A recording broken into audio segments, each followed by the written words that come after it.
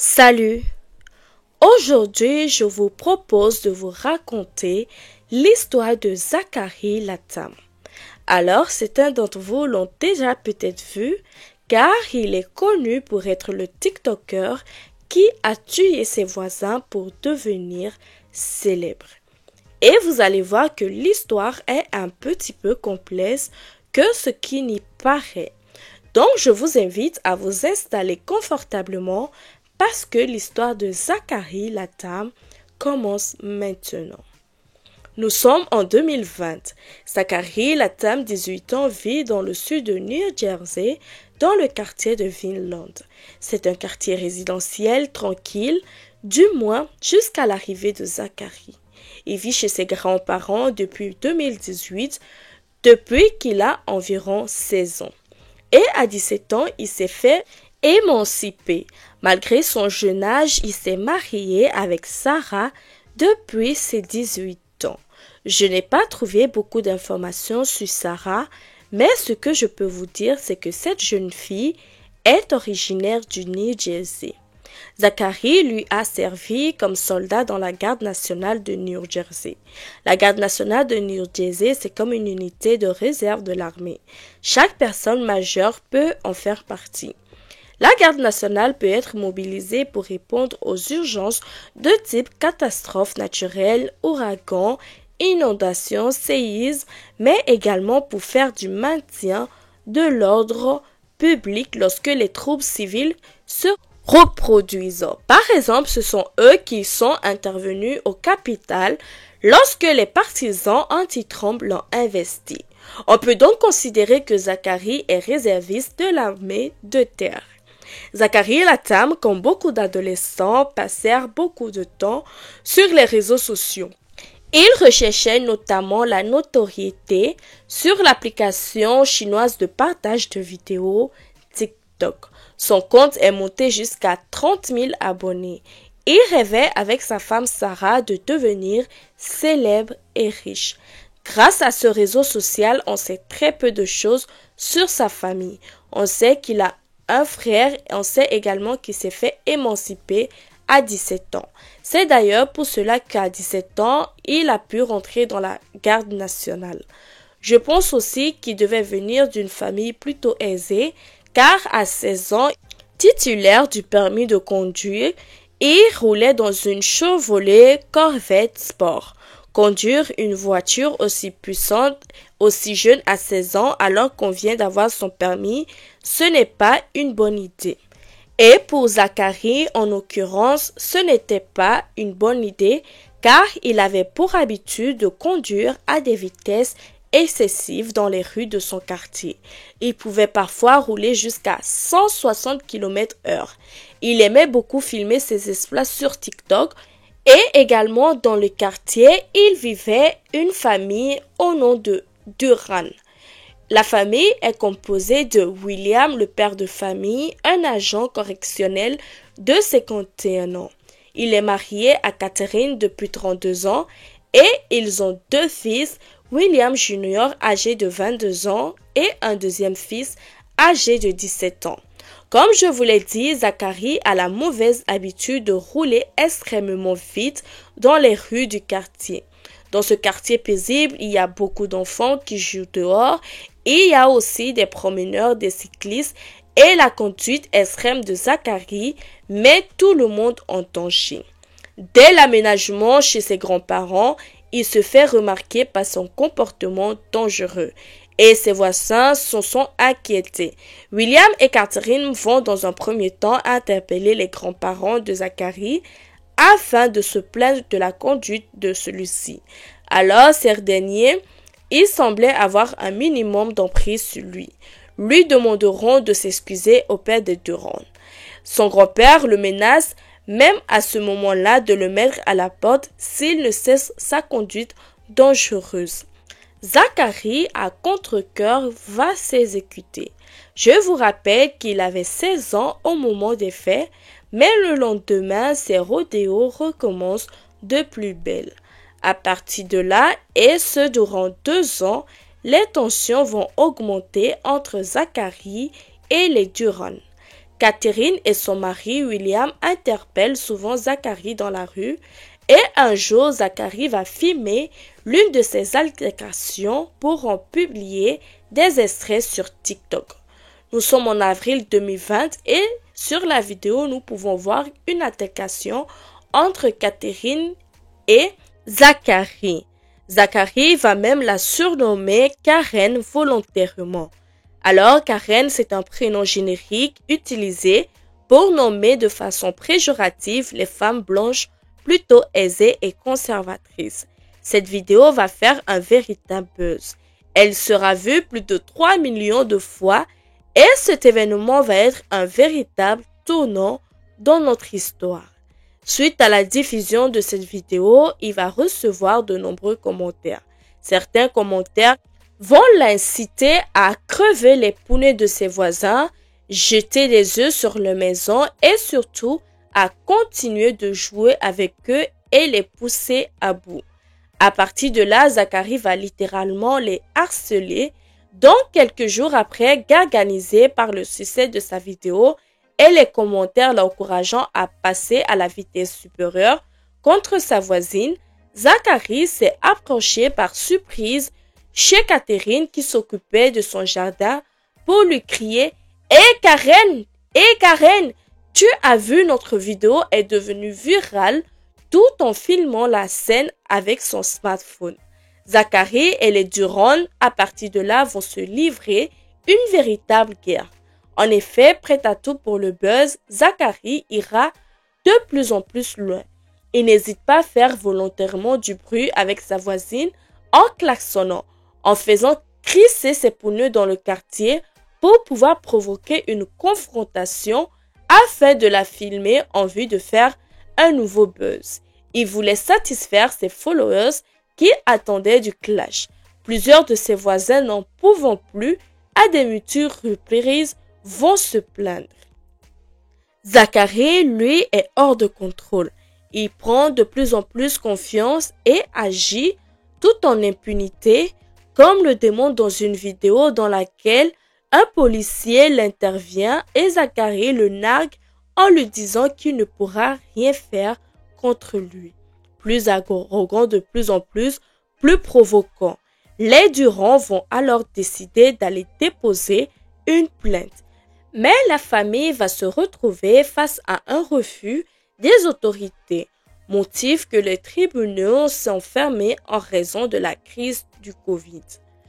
Le 4 mai 2020, alors que Zacharie est au volant de sa voiture, dans le quartier, il aperçoit le plus jeune fils de ses voisins, âgé de 17 ans. Zacharie va klaxonner et faire une embardée pour le percuter. Il ne sera pas blessé mais fortement choqué. Il rentre chez lui et raconte tout à ses parents. Pour les parents, c'en est de trop. La confrontation est inévitable. Il prévoit même de filmer la scène au cas où les choses tourneraient mal. Plus tard dans la journée, Zacharie, sa femme et ses deux amis rentrent tranquillement chez eux, chez ses grands-parents. William met alors son pick-up dans l'allée pour bloquer le passage de Zacharie. Les véhicules se retrouvent alors nez à nez. Catherine s'approche de Zacharie tout en filmant la scène avec son téléphone portable en colère. Elle commence à interpeller en lui demandant pourquoi il a fait un écart pour tenter de renverser son fils. Dans un premier temps, Zacharie va nier les faits, puis il a admis lui avoir klaxonné, mais il ne reconnaît pas l'écart. L'attitude de Zacharie ne va faire qu'augmenter la colère de Catherine. Durant ce temps-là, William le père était toujours dans son pick-up. Catherine, tout en continuant de filmer, va leur dire à Zacharie, c'est en vidéo qu'on va te faire chier, un petit punk. Zacharie va alors frapper le téléphone de Catherine en lui disant « Ne filme pas mon visage ». Alors c'est assez ironique lorsqu'on sait que depuis plusieurs mois, il les filmait et les harcèle, mais c'est là le premier contact physique, celui qui va tout déclencher. Catherine se met alors à crier « Tu m'as frappé, tu m'as frappé ». Zacharie va alors tourner les talons et se diriger directement vers son domicile. Il se retourne et demande à sa femme Sarah de contacter la police, chose qu'elle ne fera pas étant donné qu'elle était occupée à filmer la scène. Quelques instants plus tard, alors que Zacharie est dans sa maison, le fils de William et Catherine arrive devant la porte. Sarah est toujours en train de filmer et les met en leur disant « Je vous promets que vous feriez mieux de reculer parce que vous n'allez pas aimer ce avec quoi il va sortir. » À cet instant, Zacharie apparaît de nouveau sur le pas de la porte armé de 2 couteaux et d'un pistolet de type Taser. Il y a un fils de William qui se retourne vers son père en lui disant « Il va nous tirer dessus, il va nous tirer dessus ». Furieux, William sort de la voiture et crie à son fils « Désarme-le, désarme-le ». Sarah va de nouveau demander à la famille de reculer, mais William commençait à crier « Désarme-le, putain !» Zacharie s'avance vers eux en pointant l'arme en leur direction, en leur demandant de partir. Les esprits se chauffent et soudain, Zacharie lance un couteau sur l'aîné qui l'évite. William le père se jette alors sur Zacharie, mais il retorque en lui blessant le bras avec son 2e couteau. Zacharie s'enfuit alors dans le garage, suivi par William. Sarah, elle hurle, une bagarre générale s'éclate entre les amis de Zacharie, la famille. Dans le garage, nous ne savons pas très bien ce qui s'est passé. Du sang sera retrouvé sur la voiture garée à l'intérieur. Les 2 hommes se retrouvent au sol et l'on entend plusieurs tirs de pistolet paralysants. Durant ce temps-là, à l'extérieur du garage dans l'allée, les fils de William, sa femme, se battent avec les 2 amis de Zacharie alors que William apparaît de nouveau. Il est blessé. On peut voir du sang sur ses 2 bras. William va être amené chez lui par sa femme et ses fils dans son pick-up. Une ambulance l'amènera ensuite directement à l'hôpital, mais malheureusement, il est trop tard. William a reçu en tout 11 coups de couteau, dont une qui lui a perforé un poumon, ce qui lui aurait été fatal. William Durant, 52 ans, serait déclaré mort plus tard dans la soirée à 21h19. De son côté, juste après les coups de couteau, Zacharie appelle le 911 en leur signalant qu'il a été attaqué par des personnes armées sur sa propriété. Zacharie Latham sera amené dans un centre médical à Atlantic City pour les blessures qu'il a subies et il sera libéré plus tard dans la foulée. Il en est ressorti avec des hématomes et une commotion cérébrale. Zacharie est accusé d'homicide involontaire, d'assaut aggravé et détention illégale d'armes.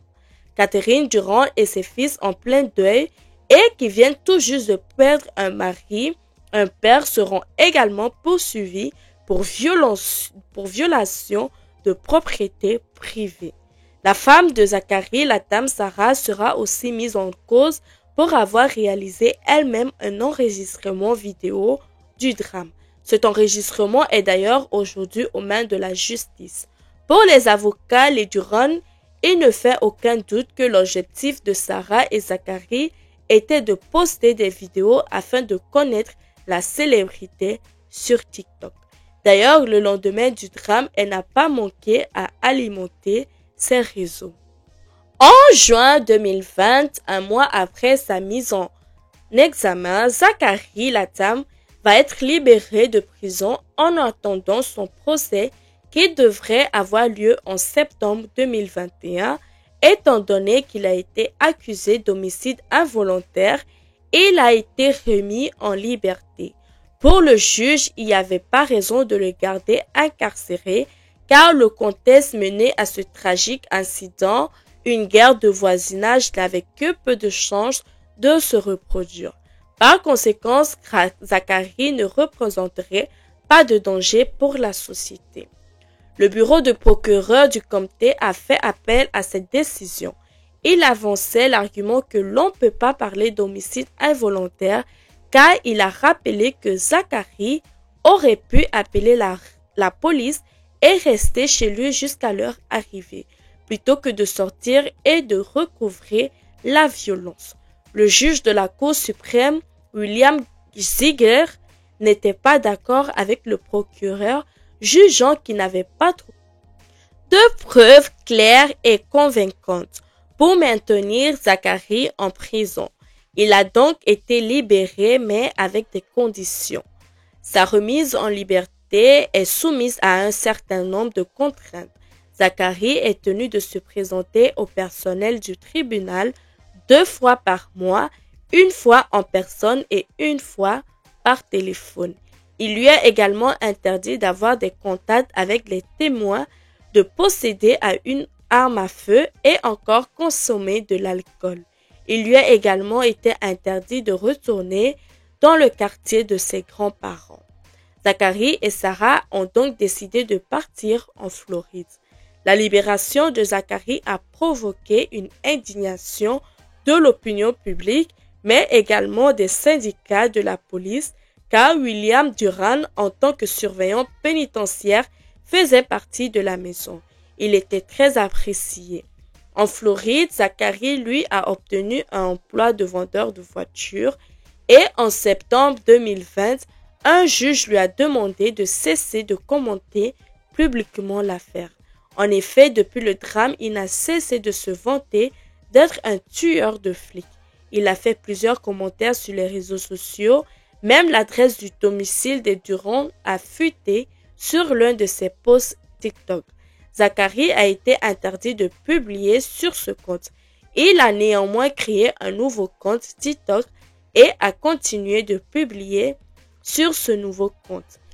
Suite à cela, une requête a été déposée visant à révoquer sa libération pour cette raison. Alors que cette requête n'a toujours pas été traitée, la police l'arrêtera le 23 janvier 2021 à bord de sa voiture. Il a menacé une automobiliste de 17 ans avec un pistolet à plomb qui ressemblait à un fusil d'assaut. Lors de cette confrontation, il tentera également de percuter le véhicule de la victime. La victime, alors âgée de 17 ans, a alerté la police un peu plus tard dans la soirée et Zacharie fut interpellé. Il sera accusé de 2 chefs de faits graves, mais il sera une nouvelle fois libéré, mais cette fois-ci avec un bracelet électronique, après avoir déposé une caution de 40 000 $. En février 2021, il s'est rendu auprès des autorités de Floride après que sa libération provisoire dans le New Jersey a été révoquée et qu'un mandat d'arrêt a été déposé à son encontre. Depuis le drame, Zacharie n'a pas cessé de se moquer des Durand et se présentait en tant qu'un tueur de flics. Un avocat même de Zacharie a été menacé sur les réseaux sociaux et il reçoit notamment des menaces de mort ou des menaces de divulguer son adresse ainsi que de le faire licencier. Le 1er mars 2021, Zacharie a été inculpé d'homicide involontaire et dans la foulée, l'État de New Jersey a demandé son extradition. En mars 2023, lors du procès, la défense a soutenu que leur client avait agi en état de légitime défense, car il craignait pour sa sécurité, la sécurité de sa famille, ses amis, lorsque les Durand sont entrés dans sa propriété. Les avocats de la famille de Durand ont déclaré que Zacharie avait attiré la victime dans le combat mortel afin d'en obtenir la gloire sur TikTok. Après délibération, Zacharie Latham a été reconnu non coupable de tous les chefs d'accusation pour la mort de William. Catherine Durand et ses 2 fils ont été accusés d'agression et d'intrusion lors de cet incident. Alors là, je n'imagine même pas l'état d'esprit de la famille Durand, devoir perdre un proche et ainsi obtenir un tel jugement. Ainsi, je vous remercie d'avoir regardé cette vidéo. N'oubliez pas de vous abonner, d'aimer, de liker, de commenter. On se retrouve dans une prochaine vidéo.